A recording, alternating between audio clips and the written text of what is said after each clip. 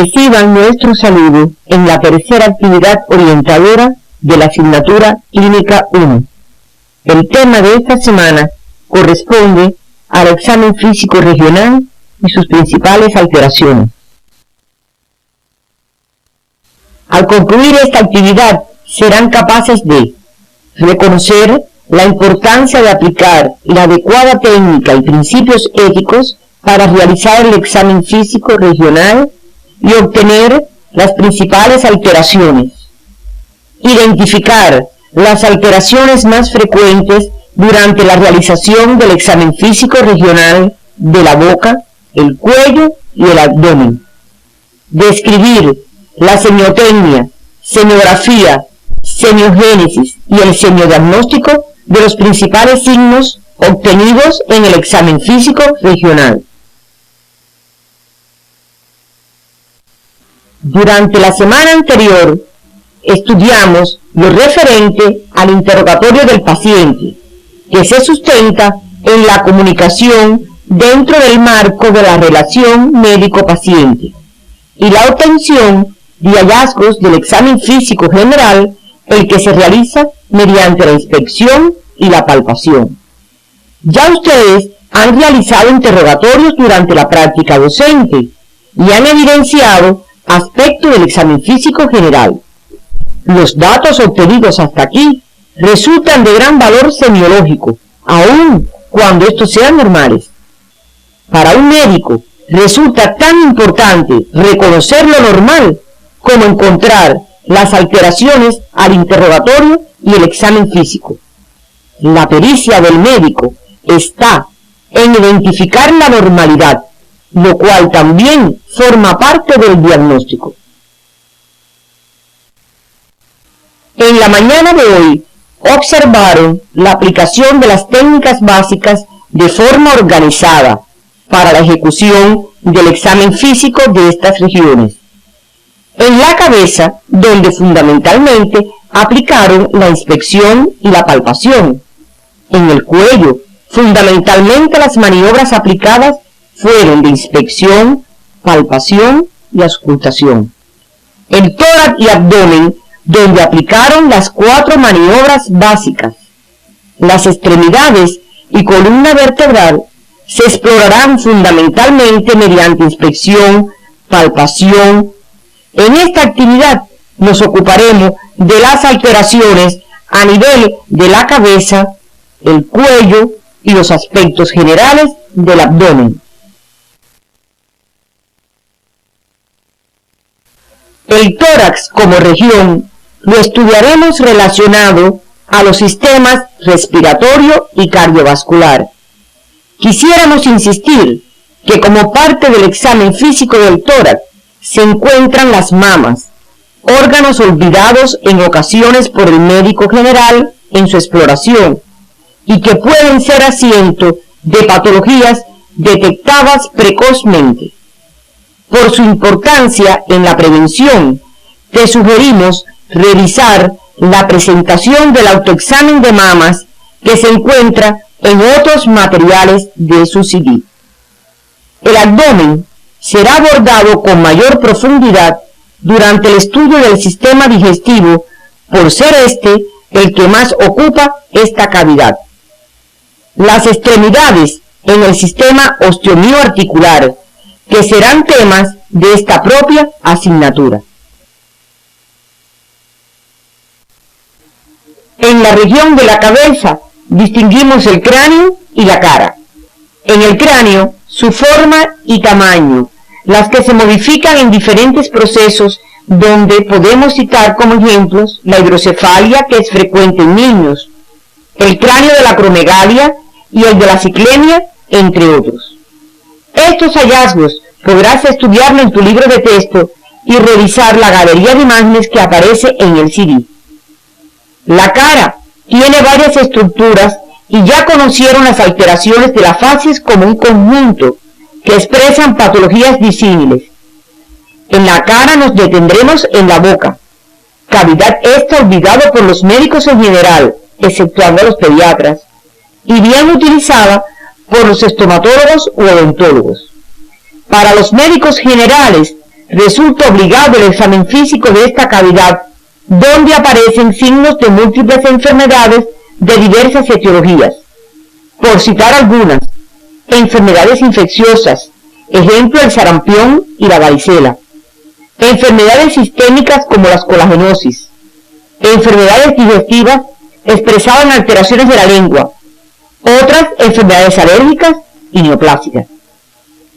Otras estructuras de la cara, como son los ojos, la nariz, los senos perinasales, los oídos, deben revisarlo durante el estudio independiente y serán objeto de estudio durante las asignaturas de oftalmología y otorrinolaringología.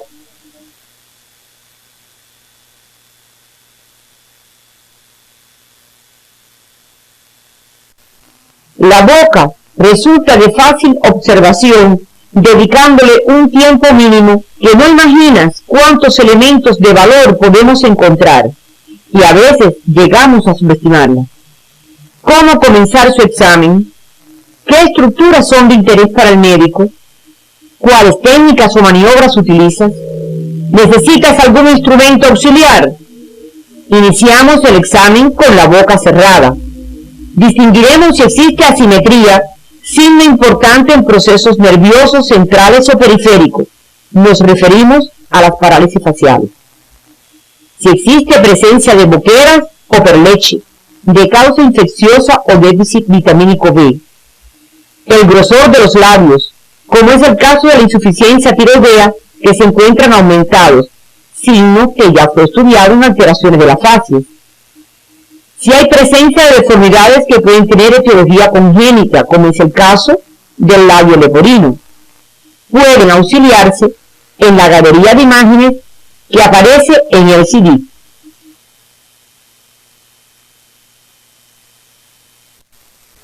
El examen debes completarlo con la boca abierta. Te recomendamos observar las estructuras de la mucosa, la lengua, los dientes, las encías, el paladar duro y blando, las glándulas salivares y la orofaringe, pudiendo auxiliarte de un depresor con una buena iluminación natural o artificial. Las alteraciones de estas estructuras más frecuentes son: en la mucosa yugal, muy sensible esta estructura a los cambios de la temperatura y o cuerpos extraños, presenta alteraciones secundarias a procesos tan simples como el catarro común, apareciendo lesión de inflamación al observarla esta mucosa enrojecida, aparición del signo de Mouget, muy frecuente en los recién nacidos, y otras enfermedades endocrinas como puede ser la descompensación de la diabetes mellitus debido a etiología micótica por Candida albicans, tal y como están apreciando en las imágenes que aparecen en la pantalla.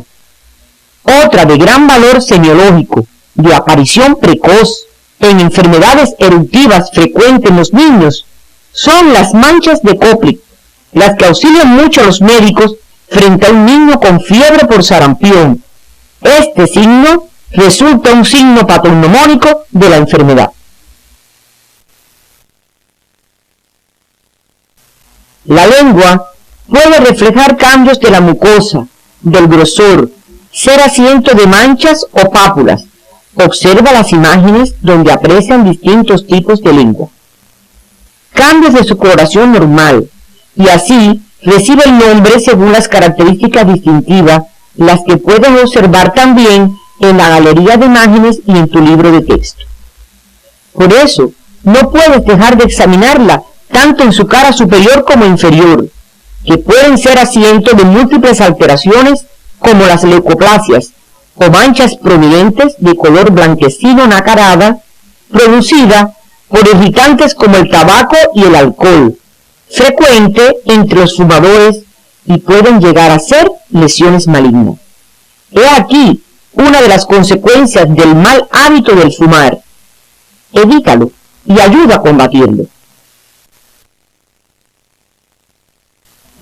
Otras lesiones o alteraciones distintivas se presentan en procesos de deshidratación, por ejemplo producidos por diarreas, presentándose la lengua seca, áspera que puedes comprobar con tu propio dedo y puede llegar a simular la textura del papel de lija, lo cual es de vital importancia para su clasificación y toma de decisiones.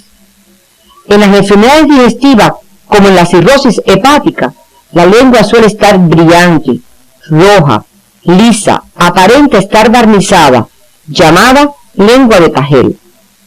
En la úlcera duodenal, la lengua puede aparecer con lesiones ovaladas, rojas, situadas en la parte posterior y en la línea media, secundarias estas a la desaparición de las papilas queratinizadas.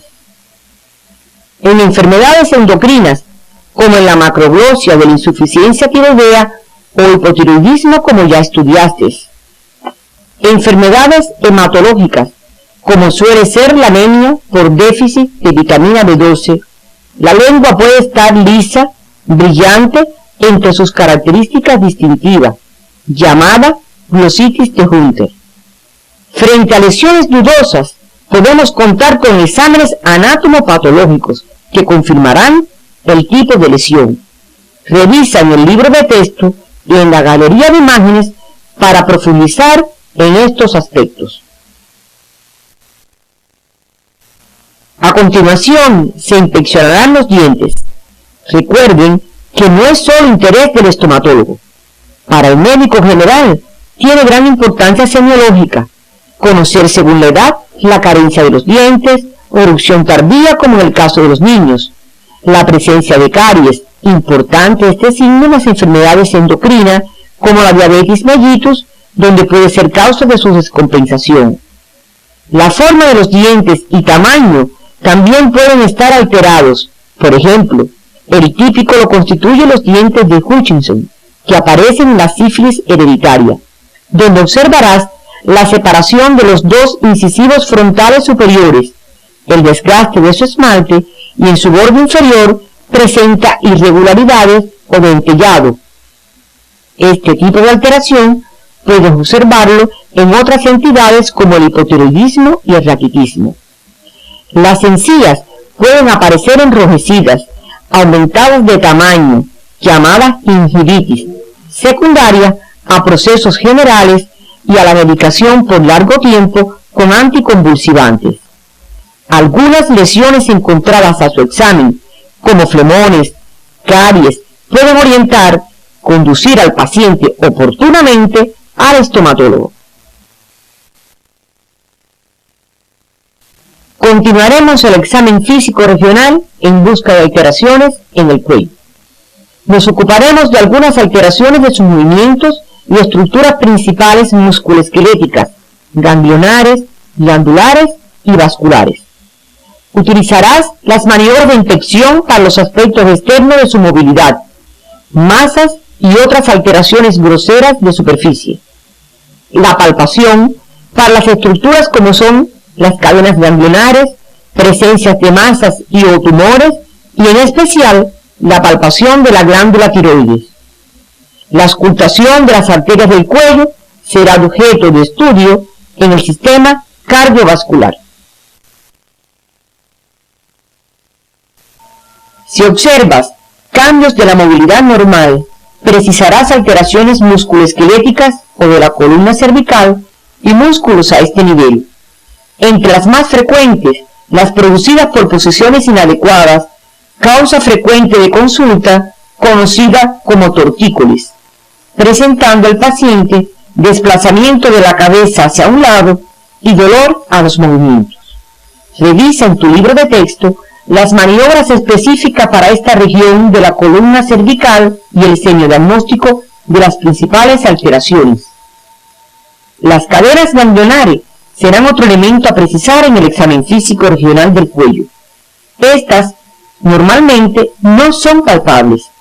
El aumento de volumen de las mismas se denomina adenopatía.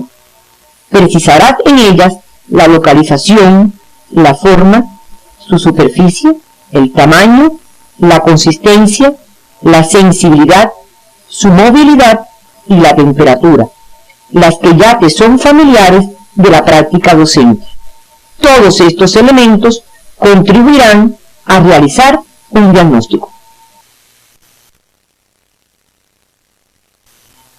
Atendiendo a las características semiográficas de las adenopatías, distinguiremos los procesos benignos y malignos, las que por sí solo no evidencian el diagnóstico, sino que se complementan con el interrogatorio y las evidencias diagnósticas.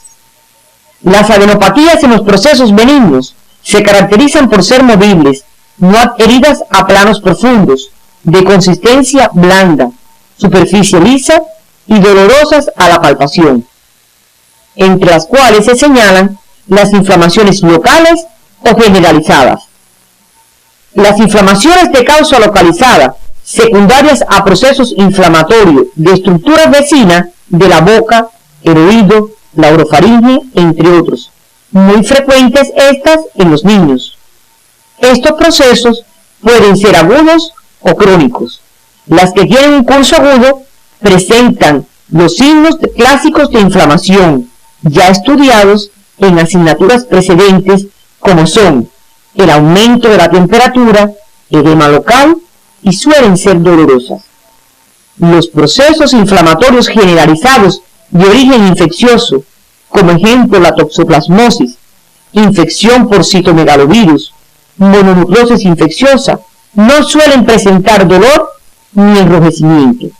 Debes revisar la asignatura Morfofisiopatología, donde recordarás estas entidades. En los procesos malignos, las adenopatías tienen características distintivas. En las leucemias crónicas y linfomas suelen ser simétricas, firmes, movibles y poco sensibles. En caso de ser metastásicas, estas son pétreas, no movibles y no dolorosas. La localización será otro elemento que permitirá relacionarla con la etiología. Por ejemplo, las de localización supraclavicular izquierda y solitaria, llamada adenopatía centinela, se asocia al cáncer gástrico. Otro ejemplo, las adenopatías cervicales son frecuentes por procesos infecciosos de la cara, oído y faringe, y pueden aparecer en otras entidades como la rubiola.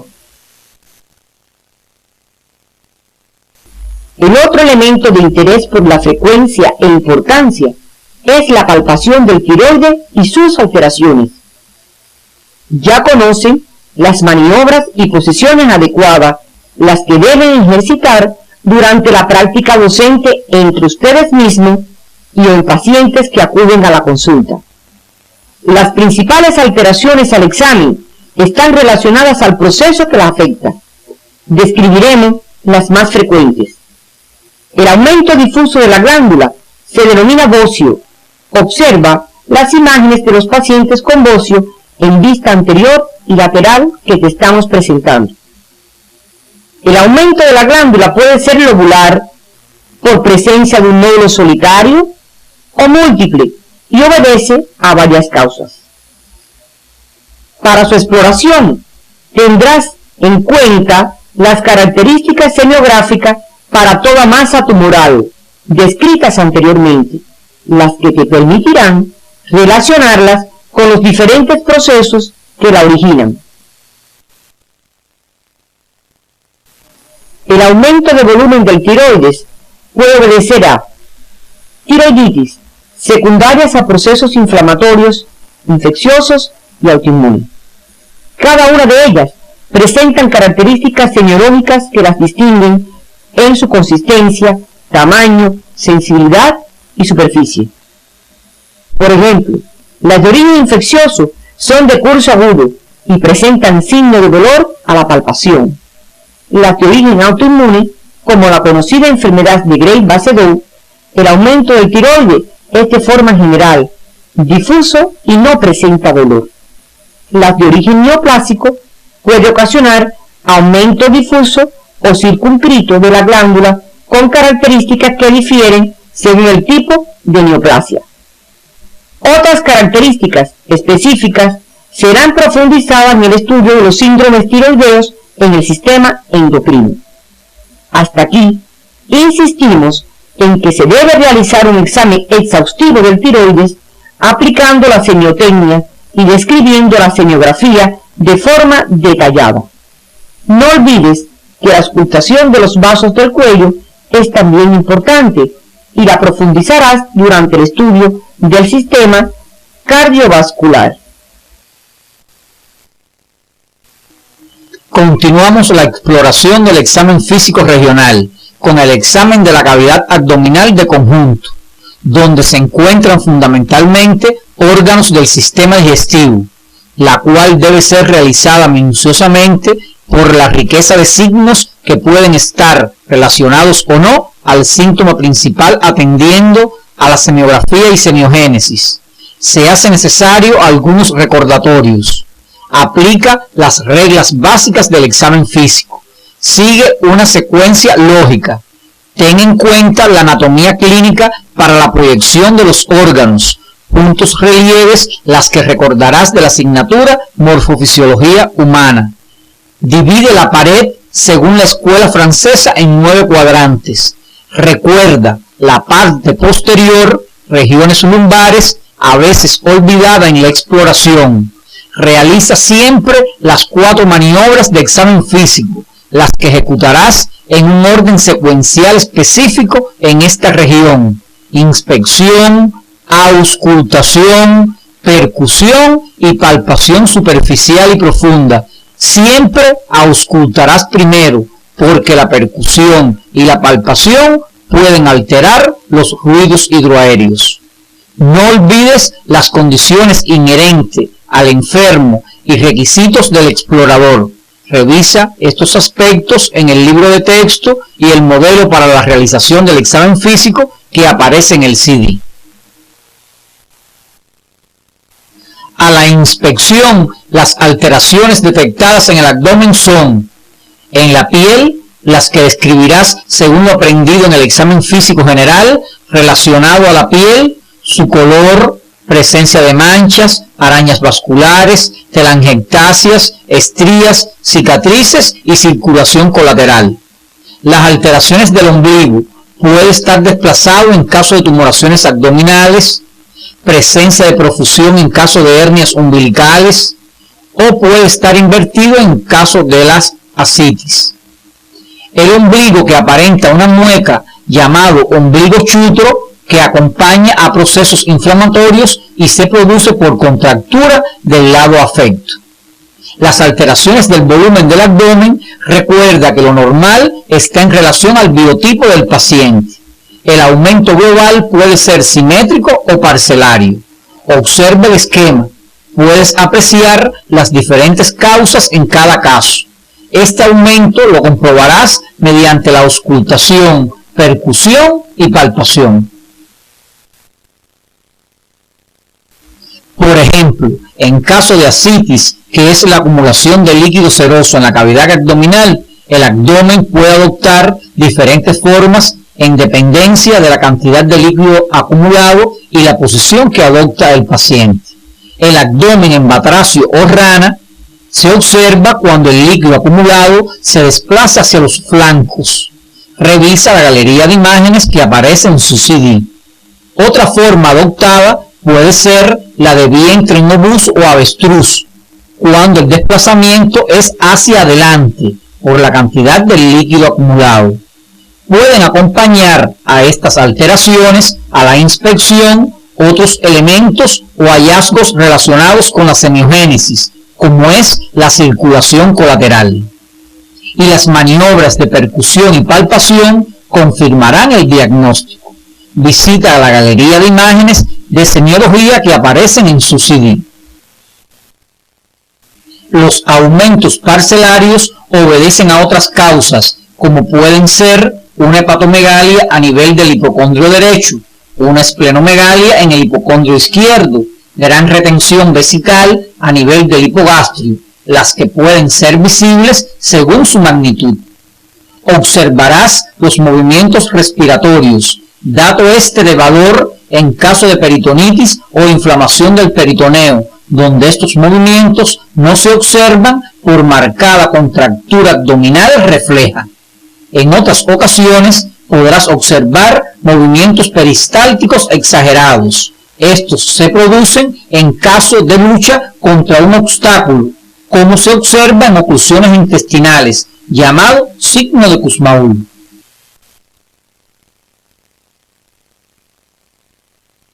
La auscultación es la segunda maniobra sugerida en este orden. Seguirás las recomendaciones del modelo para la exploración física que aparece en el CD. Las principales alteraciones durante esta maniobra son auscultación de ruidos hidroaéreos hiperactivos y de frecuencia aumentada, como suele aparecer en la obstrucción intestinal en sus inicios, que junto a otros signos en la exploración de la cavidad lo confirmarán. Por el contrario, la ausencia de estos acompañan al ilio paralítico o ausencia de peristaltismo de causa no mecánica, como es el caso de trastornos del equilibrio hidroelectrolítico. La auscultación también precisará la presencia de ruidos vasculares correspondientes a alteraciones de grandes vasos a este nivel, como puede ser un aneurisma de la aorta abdominal.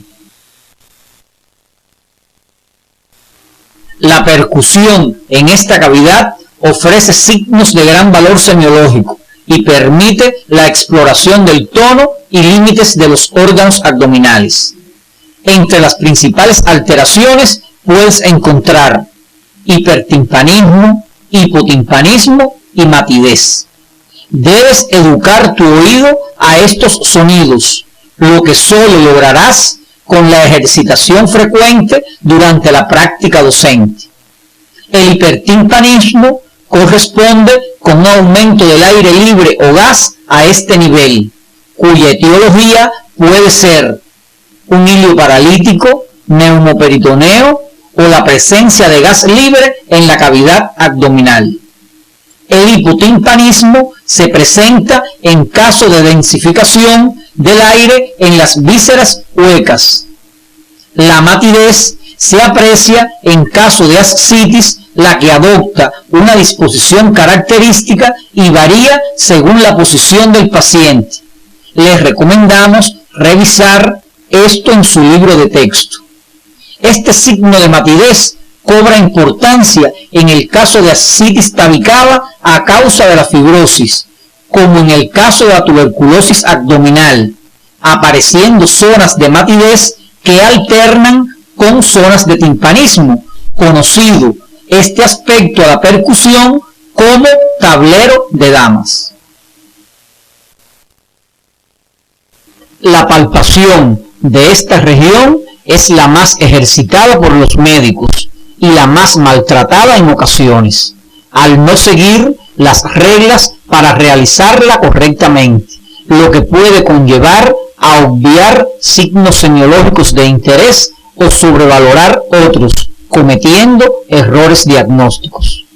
Las regiones inguinales forman parte del examen físico del abdomen. Debes cuidar del pudor, pero no dejar de realizarlo. Es sitio de aumento de volumen correspondiente a hernias o adenopatías, las que detallarás, aplicando técnicas específicas en caso de sospecha de hernias a este nivel. Revisa en el libro de texto estas peculiaridades. Durante esta maniobra podrás corroborar algunos signos encontrados mediante las técnicas descritas anteriormente. La palpación de la pared puede revelar hallazgos como hernias, tensión de la pared, dolor provocado como en el caso de neuritis y alteraciones del tono, como por ejemplo en caso de hipotonía marcada se presenta el abdomen como vientre en trapo viejo por pérdida de peso ostensible o en caso de mujeres multíparas. La hipertonía, la que puede ser fisiológica en individuos con musculatura abdominal desarrollada o puede ser refleja, conocida como vientre en tabla, de gran valor semiológico en procesos agudos abdominales de diferente naturaleza, por ejemplo, las apendicitis, las perforaciones gástricas, entre otros ejemplos. Las principales alteraciones de la tonicidad son la resistencia o sensación de consistencia dentro de la cavidad como consecuencia de densificación de órgano hueco o al aumento de un órgano macizo, ejemplo, la esplenomegalia. La renitencia es una sensación palpatoria de menor resistencia, ejemplo, al palpar un globo vesical. La fluctuación es la sensación de mínima resistencia, ejemplo, al palpar abscesos. Estas diferencias palpatorias solo podrás apreciarlas en la práctica diaria, teniendo en cuenta estos aspectos. En las masas tumorales o visceromegalias se describirán las mismas características señaladas anteriormente, como la forma, el tamaño, la localización, su consistencia, la profundidad, su superficie, la sensibilidad, a las que se añaden para este caso la presencia de latidos y la identificación posible del tejido o víscera afectada. Puede combinarse la presencia de ascitis y víscera aumentada de tamaño, por ejemplo, hepatomegalia o esplenomegalia, y la palpación ofrecer un signo característico llamado témpano de hielo, por la sensación de percibir la fluctuación de una masa en presencia de líquido. Las maniobras específicas para explorar la ascitis son denominadas Tarrant y Morgani. Aprecia la imagen que aparece en la pantalla. Profundizarás en este tema durante la discusión clínica de la semana. Otra maniobra muy ejercitada a la palpación es la maniobra de descompresión brusca, en la que puede despertar dolor a la descompresión durante la palpación profunda en una o varias zonas, lo cual es un signo de irritación peritoneal, conocido como signo de Blumberg, que se puede apreciar en las apendicitis, las colecistitis, en la perforación de úlcera péptica, entre otras. A la palpación profunda también podemos obtener dolor de origen visceral, los que serán objeto de estudio en cada sistema correspondiente. Durante procesos inflamatorios o infecciosos se describen la aparición de signos topográficos específicos, los que producen dolor al nivel correspondiente. Nos referimos a puntos dolorosos como son los llamados punto de Murphy para la identificación de colecistitis, el punto de McBurney y el de Monro para la identificación de apendicitis, entre otros. Revisa la localización específica de estos en el libro de texto y ejercítalas sistemáticamente. Es conveniente que conozcas las maniobras generales y puntos de localización fundamentales con los signos que evidencian patología. Lo importante es realizarlas, no identificarlas por su nombre. Después de abordar algunas alteraciones durante la exploración del abdomen, recordaremos los principios básicos para un buen examen físico. Hacerlo solo después de haber interrogado al paciente, porque la anamnesis guía el examen. Realiza bien cada maniobra, es decir, con la semiotecnia específica. Guarda un orden de conjunto y de los aparatos. Define con claridad cuando un signo es equívoco o dudoso. Piensa en los aspectos morfofuncionales mientras realizas cualquiera de las maniobras. No examines por encima de las ropas. Debes disponer de un mínimo de condiciones necesarias adecuadas. Cuida de la privacidad. Respeta el pudor del enfermo. Y recuerda que las habilidades para el examen físico se adquieren al lado del enfermo. Hasta aquí, la exploración del abdomen y sus alteraciones presentan algunas particularidades. Las maniobras y su secuencia sin perder un detalle. La ejecución simple y combinada de estas, auxiliándonos de otro examinador si fuese necesario. La identificación de puntos y maniobras específicas. La importancia de utilizar todos los sentidos mientras las realizamos. No subestimar algún signo. Todo tiene valor semiológico, pero no sobrevalores. Las regiones inguinales no deben dejar de ser examinadas, pues son asiento de signos de gran valor semiológico. En ocasiones, define una conducta oportuna. Al concluir la actividad, podemos arribar a las siguientes conclusiones. La realización de un examen físico regional correcto tiene varias razones para insistir en ello. Su efectividad, porque nos permite hacer observaciones seriadas en poco tiempo y la detección precoz de hallazgos clínicos.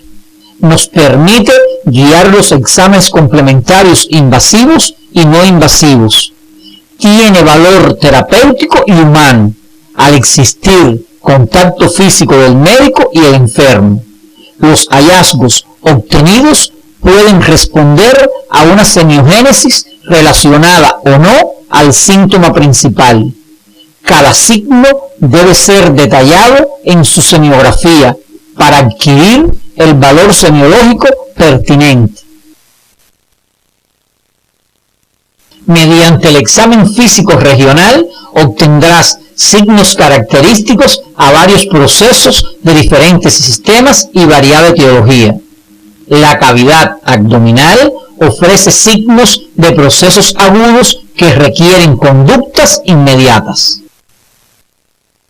Entre las principales causas de consulta están las enfermedades osteomioarticulares, las que se presentan frecuentemente identificadas por el dolor. Durante la próxima actividad orientadora estudiaremos los principales signos, síntomas y síndromes de este sistema, los que responden a diversas etiologías.